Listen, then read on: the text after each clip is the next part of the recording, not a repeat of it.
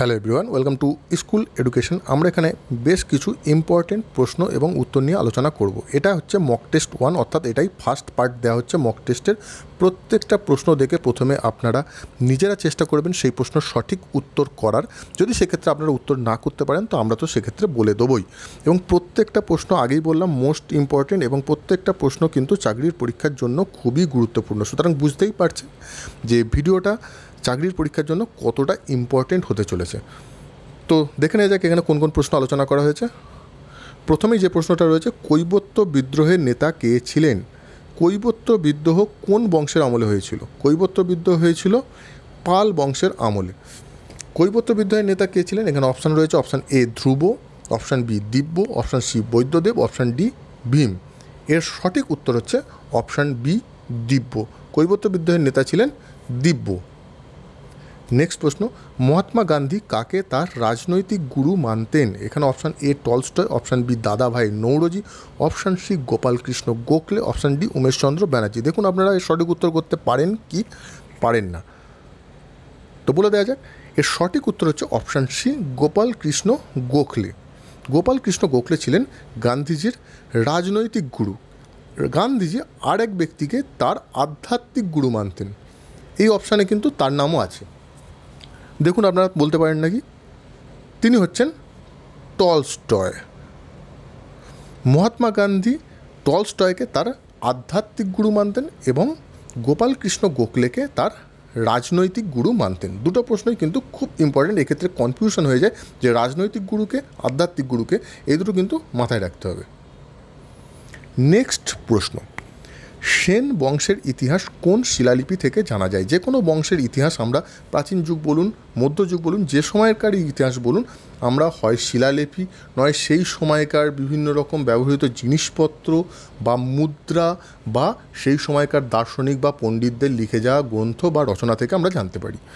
তো তেমনই সেন বংশের ইতিহাস কোন শিলালিপি থেকে জানা যায়? এখানে অপশান এ হাতিগুম্ফা শিলালিপি, অপশান বি দেওপাড়া শিলালিপি, অপশান সি জুনাগড় শিলালিপি, অপশান ডি উপরের কোনোটি নয়। এর সঠিক উত্তর হচ্ছে অপশান বি দেওপাড়া শিলালিপি। দেওপাড়া শিলালিপি থেকে আমরা সেন বংশের ইতিহাস জানতে পারি। নেক্সট প্রশ্ন, সেন বংশ কে প্রতিষ্ঠা করেছিলেন? যে কোনো বংশের ইতিহাস যখন জানতে হবে সেই বংশের সবার আগে জানতে হবে কে প্রতিষ্ঠা করেছিলেন, তারপর জানতে হবে সেই বংশ শেষ রাজা কে ছিলেন, এবং আর একটা জানতে হবে যে সেই বংশের শ্রেষ্ঠ রাজা কে ছিলেন। এই তিনটে অবশ্যই জানতে হবে। এই তিনটে জানার পর আমাদের জানতে হবে সেই বংশের ইতিহাস, কারণ এই তিনটে থেকে কিন্তু প্রচুর প্রশ্ন আসে। সুতরাং এক্ষেত্রে কিন্তু উত্তর ভুল করে আসা কোনো মতেই চলবে না। সেন বংশ কে প্রতিষ্ঠা করেছিলেন? এখানে option A Samanta Sen, option B Vijay Sen, option C Lakshman Sen, option D Ballal Sen. এর সঠিক উত্তর হচ্ছে অপশান এ সামন্ত সেন। সেন বংশ প্রতিষ্ঠা করেছিলেন সামন্ত সেন। নেক্সট প্রশ্ন, বল্লাল চরিত এর রচয়িতা কে? Option A Kumarila Bhatta, option B Ananda Bhatta, option C Umapati Dhar, option D Ballal Sen. এর সঠিক উত্তর হচ্ছে অপশান বি আনন্দ ভট্ট। বল্লাল চরিতের রচয়িতা হলেন আনন্দ ভট্ট। নেক্সট প্রশ্ন, বিজয় সেনের সভাকবির নাম কি ছিল? বিভিন্ন রাজার কিছু রাজার তো নবরত্ন ছিল, কিন্তু বিভিন্ন রাজার কিন্তু সভাকবি ছিল, এবং সভাকবিদের নাম সবার আগে মাথায় রাখতে হবে, কারণ সভাকবি যারা থাকতেন তারা কিন্তু মূল্যবান কিছু গ্রন্থ বা কিছু লেখা তারা লিখে যেতেন। সুতরাং সভাকবি কে ছিলেন এইটা কিন্তু খুব ইম্পর্টেন্ট প্রশ্ন হয়ে যায় চাকরির পরীক্ষার ক্ষেত্রে। তেমনই এখানে প্রশ্নটা হচ্ছে বিজয় সেনের সভাকবির নাম কি ছিল? এখানে অপশান রয়েছে, option A Umapati Dhar, option B Kumarila Bhatta, option C Ananda Bhatta, option D Jayadeva. এর সঠিক উত্তর হচ্ছে উমাপতি ধর, অপশান এ। বিজয় সেনের সভাকবির নাম ছিল উমাপতি ধর। নেক্সট প্রশ্ন, অদ্ভুত সাগর এই গ্রন্থটি কে রচনা করেছিলেন?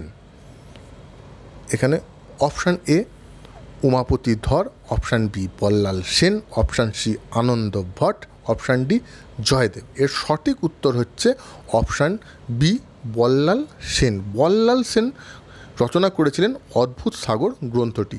এগুলো কিন্তু মিশিয়ে ফেললে হবে না, বল্লাল চরিত বা এগুলোর সঙ্গে কিন্তু অদ্ভুত সাগর, বল্লাল চরিত, কিন্তু বল্লাল চরিত লিখেছিলেন আনন্দ ভট্ট। এইগুলো কিন্তু কনফিউজ হলে চলবে না, এগুলো কিন্তু মাথায় রাখতে হবে। নেক্সট প্রশ্ন, এটা খুব সহজ প্রশ্ন, আশা করি আপনারা সবাই এর উত্তর করতে পারবেন, যে বুদ্ধ চরিতের রচয়িতা কে? কয়েকটা সহজ প্রশ্ন তো দিতেই হয়। বুদ্ধ চরিতের রচয়িতা কে? Option A Vasumitra, option B Buddhaghosh, option C Lopamudra, option D অশ্ব ঘোষ। এর সঠিক উত্তর হচ্ছে অপশান ডি অশ্ব ঘোষ। বুদ্ধ চরিতের রচয়িতা হলেন অশ্ব ঘোষ।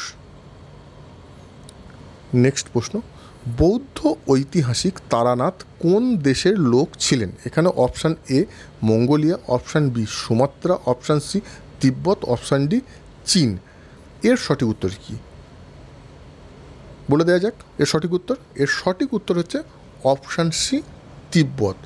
বৌদ্ধ ঐতিহাসিক তারানাথ ছিলেন তিব্বতের মানুষ, তিনি তিব্বত থেকে ভারতে এসেছিলেন।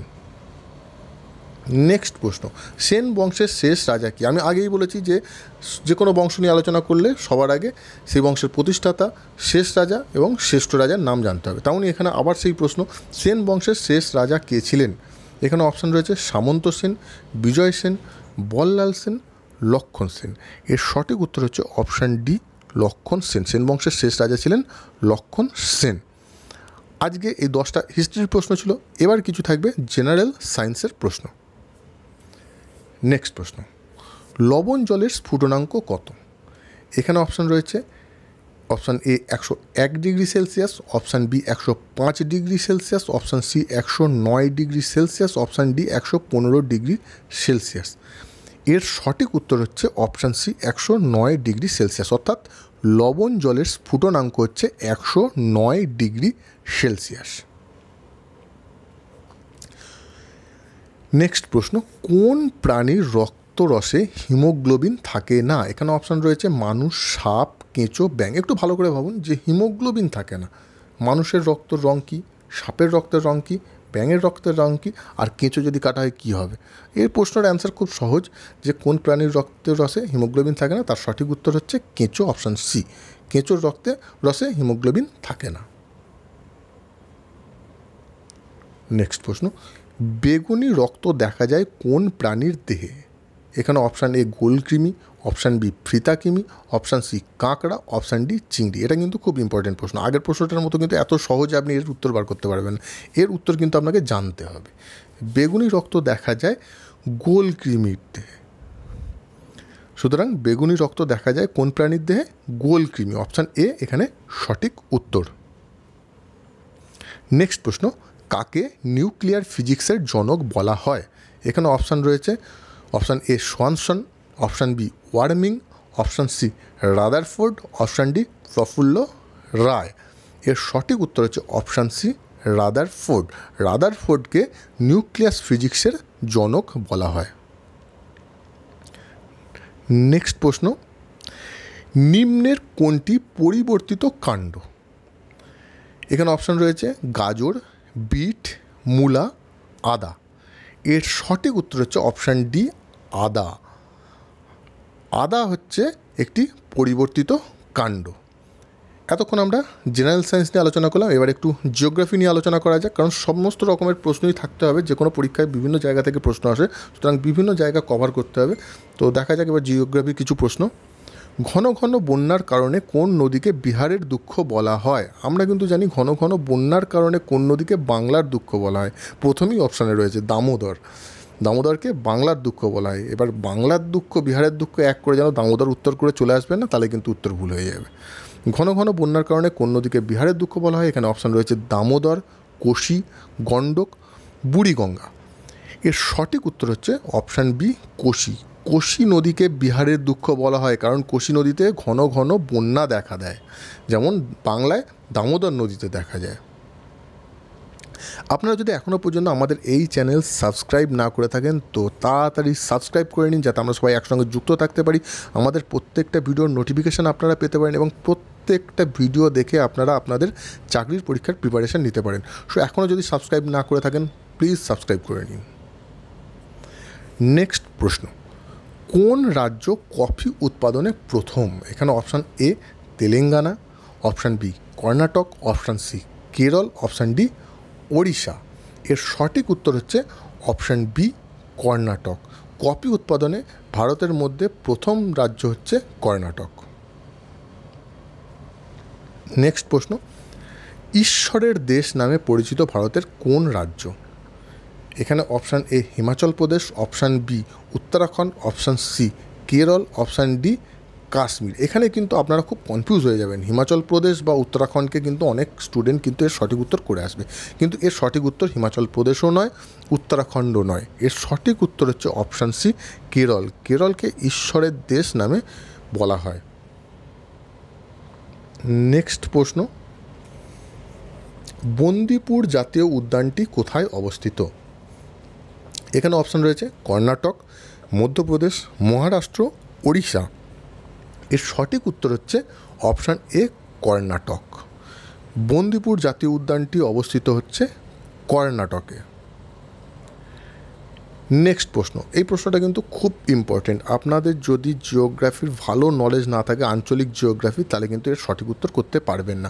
আর এইগুলো নলেজ শুধুমাত্র বই পড়লেই যে আপনারা সঠিক উত্তর করতে পারবেন তা কিন্তু নয়। আপনাদের ঘন ঘন বারবার প্র্যাকটিস করতে হবে। প্র্যাকটিসের মধ্যে যদি আপনি থাকেন তবেই কিন্তু খুব সহজে করে আসতে পারবেন। ওখানে গিয়ে যখন এক্সাম সেন্টারে বসবেন তখন কিন্তু অনেকটা সময় পাবেন না যে ভাববো যে না এই প্রশ্নটার উত্তর এই দিক দিয়ে নয়, ওদিক দিয়ে নয়।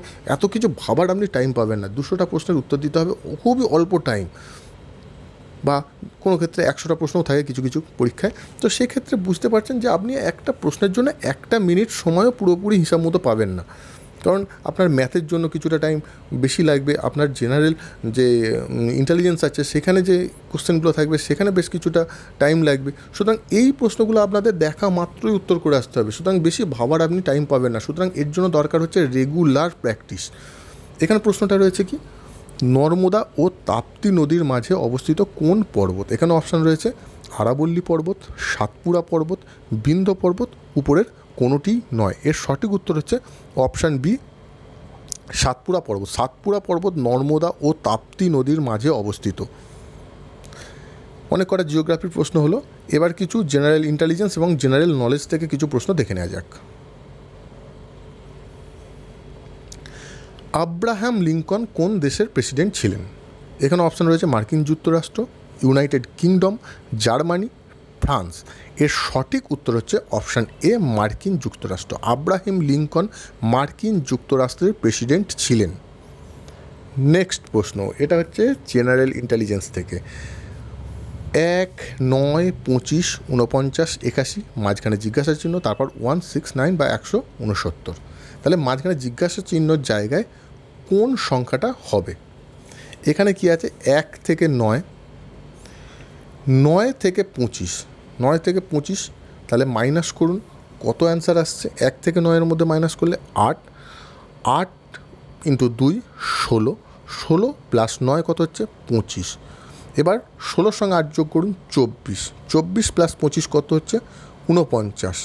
এবার আপনি ক্যালকুলেশন করুন, 49 আর 16, 8, 24, 8, 4, 32, 49 আর 32 কত হচ্ছে? 81, 81। আর 81-র সঙ্গে এবার আরও 8 যোগ করুন, যে 8, 16, 8, 24, 8, 4, 32, 5, 8, 40, 81 আর 40-এ কত হচ্ছে? 121। সুতরাং এর সঠিক উত্তর কি? Option C 121। এরকমভাবে কিন্তু এই প্রশ্নগুলোর উত্তর বার করতে হবে। নেক্সট প্রশ্ন, এর আগেরটা তো আমি বলে দিলাম, খুব সহজে আপনারা করে ফেললেন। তো দেখা যাক এই প্রশ্নটার উত্তর কীভাবে করতে পারেন। দেখি, যদি না পারেন একটু ভিডিওটা পজ করে নিয়ে দেখুন, একটু চেষ্টা করুন, তারপর আমি এবার বলে দিচ্ছি। 3, 9, 45, মাঝখানে জিজ্ঞাসা চিহ্ন, তারপর হচ্ছে 2, 8, 3, 5, অর্থাৎ 2835। এই উত্তরটার সঠিক উত্তর কীভাবে করা যাবে? 3 × 9, অর্থাৎ 3 দিয়ে গুণ করলাম। এবার 9 আর 45-এ ইয়ে করলে কত হবে? 5, 9, 45, অর্থাৎ 5 দিয়ে আমি গুণ করলাম। এইবার তাহলে 45-কে কত দিয়ে গুণ করতে হবে? তাহলে 3 দিয়ে গুণ করেছিলাম, 5 দিয়ে গুণ করেছিলাম, 45-কে আমাকে গুণ করতে হবে 7 দিয়ে। 45-কে 7 দিয়ে আমি যদি গুণ করি সেই ক্ষেত্রে আমার উত্তর আসবে 315। দেখুন 5, 7-তে 45, 5 গুণ করুন, তাহলে দেখুন উত্তর আসবে 315 এবং 315কে যদি আপনি 9 দিয়ে গুণ করেন দেখবেন উত্তর আসবে 2835। সুতরাং এখানে অপশান বি এখানে সঠিক উত্তর 315। নেক্সট প্রশ্ন, বেমানান শব্দটি সন্ধান করুন। দেখুন এটাও একবার ভেবে নিন, দরকার হলে ভিডিওটা পজ করে নিন, পজ করে একবার ভেবে নিন। আমি বলে দিই এবার। অপশান রয়েছে কি PQR MNO WXY STR। PQR দেখুন পরপর যে অ্যালফাবেটগুলো আছে পরপর, PQR ST এইভাবে আমরা বলি না, PQR দেখুন পরপর আছে, MNO দেখুন পরপর আছে, WXY পরপর আছে, WXYZ পরপর হয় না। অপশান ডিতে কী আছে STR তো হয় না, PQR ST UVWX এইভাবে হয় না, তাহলে STR কোনো মতো হয় না। সুতরাং এখানে বেমানান কোনটা রয়েছে অপশান ডি STR, অর্থাৎ অপশান ডি এখানে সঠিক উত্তর। নেক্সট প্রশ্ন, দীনবন্ধু মিত্রের প্রকৃত নাম কি? অনেকজনার অনেক রকম প্রকৃত নাম আছে, অনেকজনা ছদ্মনামে তারা লিখতেন। বিভিন্ন বড় বড় লেখকের, শরৎচন্দ্র চট্টোপাধ্যায়, রবীন্দ্রনাথ ঠাকুর, তাদেরও কিন্তু ছদ্মনাম আছে। আমাদের ছদ্মনাম বা আসল নাম এগুলো কিন্তু অবশ্যই মনে রাখতে হবে। এখানে আমাদের প্রশ্ন কি রয়েছে, দীনবন্ধু মিত্রের প্রকৃত নাম কি? এখানে অপশান রয়েছে প্যারীচাঁদ মিত্র, নবীনচন্দ্র মিত্র, গন্ধর্ব নারায়ণ মিত্র, সুবোধচন্দ্র মিত্র। এর সঠিক উত্তর হচ্ছে অপশান সি গন্ধর্ব নারায়ণ মিত্র, অর্থাৎ দীনবন্ধু মিত্রের প্রকৃত নাম হচ্ছে গন্ধর্ব নারায়ণ মিত্র। অনেক রকমের প্রশ্ন আলোচনা করলাম, এইবার আমরা কয়েকটা প্রশ্ন আলোচনা করব যেগুলো ইন্ডিয়ান ইকোনমি বা ইন্ডিয়ান পলিটি থেকে আসবে। তো দেখে নেওয়া যাক কোন কোন প্রশ্ন আলোচনা করা যায়। কোন পঞ্চবার্ষিকী পরিকল্পনায় কৃষিক্ষেত্রে নেতিবাচক বিকাশ দেখা গেছিল? কোন পঞ্চবার্ষিকী পরিকল্পনায়? এখানে অপশান এ রয়েছে প্রথম, অপশান বি রয়েছে দ্বিতীয়, অপশান সি রয়েছে তৃতীয়, অপশান ডি রয়েছে চতুর্থ। এখানে সঠিক উত্তর হচ্ছে অপশান সি তৃতীয় পঞ্চবার্ষিকী পরিকল্পনায় কৃষিক্ষেত্রে নেতিবাচক বিকাশ দেখা গিয়েছিল, এটা মাথায় রাখবেন। নেক্সট প্রশ্ন, কত সালে রিজার্ভ ব্যাঙ্ক জাতীয়করণ হয়েছিল? কত সালে রিজার্ভ ব্যাঙ্ক প্রতিষ্ঠা হয়েছিল কিন্তু এখানে জিজ্ঞাসা করা হয়নি। এখানে জিজ্ঞাসা করা হয়েছে কত সালে রিজার্ভ ব্যাঙ্কের জাতীয়করণ করা হয়েছিল। এখানে অপশান রয়েছে 1932 সালে, 1945 সালে, 1949 সালে, 1952 সালে। এর সঠিক উত্তর হচ্ছে 1949 সালে, অর্থাৎ অপশান সি এখানে সঠিক উত্তর। এই প্রশ্নটা কিন্তু খুব ইম্পর্টেন্ট, যদি জানা না থাকে এর কিন্তু সঠিক উত্তর আপনি যত রকমভাবেই ভাবুন না কেন, যত রকম এলিমিনেট করুন না কেন, এর সঠিক উত্তর আপনি করতে পারবেন না। এবং এই সমস্ত প্রশ্নের উত্তর যে আপনি পড়ে পড়ে মনে রেখে করতে পারবেন তাও না, দীর্ঘদিন প্র্যাকটিস, বারবার প্র্যাকটিসের মাধ্যমেই কিন্তু এইসব প্রশ্নের উত্তর করা সম্ভব। ভারতীয় সংবিধানে কত ধরনের স্বাধীনতার স্বীকৃতি আছে? এখানে option A 6, option B 7, option C 8, option D 10। এর সঠিক উত্তর হচ্ছে অপশান এ 6, অর্থাৎ অপশান এ এখানে সঠিক উত্তর অপশান 6। ভারতীয় সংবিধানে 6 ধরনের স্বাধীনতার স্বীকৃতি আছে। নেক্সট প্রশ্ন, পশ্চিমবঙ্গে ভূমি সংস্কারের কাজ কবে শুরু হয়েছিল? পশ্চিমবঙ্গের স্টুডেন্টদের পক্ষে এটা তো খুবই সহজ প্রশ্ন, আশা করি সবাই এই প্রশ্নটার উত্তর পারবে যে পশ্চিমবঙ্গে ভূমি সংস্কারের কাজ কবে শুরু হয়েছিল। এখানে অপশান রয়েছে 1975 সালে, 1977 সালে, 1978 সালে এবং 1982 সালে। এর সঠিক উত্তর হচ্ছে অপশান বি 1977 সালে। পশ্চিমবঙ্গে ভূমি সংস্কারের কাজ শুরু হয়েছিল 1977 সালে। নেক্সট প্রশ্ন, সংবিধানের কোন ধারায় পার্লামেন্টের দ্বারা নতুন রাজ্য গঠনের কথা বলা হয়েছে? কোন ধারায় বলা হয়েছে জিজ্ঞাসা করা হয়েছে। এখানে option A 2, option B 3, option C 7, option D 8। এর সঠিক উত্তর হচ্ছে অপশান এ 2। সংবিধানের 2 নম্বর ধারায় পার্লামেন্টের দ্বারা নতুন রাজ্য গঠনের কথা বলা হয়েছে। সো আজকের ভিডিও এই পর্যন্তই, আশা করি আপনাদের ভালো লেগেছে। ভিডিওটা প্রচুর ইনফরমেটিভ হয়েছে এবং ভিডিওটা আপনাদের চাকরির পরীক্ষার প্রিপারেশনের জন্য খুবই উপকারী হয়েছে, এটা আমি মনে করছি। তো যদি আপনাদের ভিডিওটা ভালো লাগে তো অবশ্যই লাইক করুন, কমেন্ট করুন ভিডিওগুলো আরও কীভাবে বানালে আপনারা আপনাদের চাকরির পরীক্ষার প্রিপারেশান নিতে পারবেন এবং সেই ক্ষেত্রে আপনাদের প্রিপারেশানে উন্নতি হবে, সেগুলো অবশ্যই আপনারা কমেন্টে জানাবেন। এবং ভিডিওটা যদি ভালো লাগে সোশ্যাল মিডিয়ায় বিভিন্ন জায়গায় আপনারা এই ভিডিওটা শেয়ার করবেন যাতে অন্যান্য স্টুডেন্টরাও এই ভিডিওটি দেখে উপকৃত হতে পারে। সো এতক্ষণ ভিডিওটি দেখার জন্য আপনাদের সবাইকে অসংখ্য ধন্যবাদ। Thank you.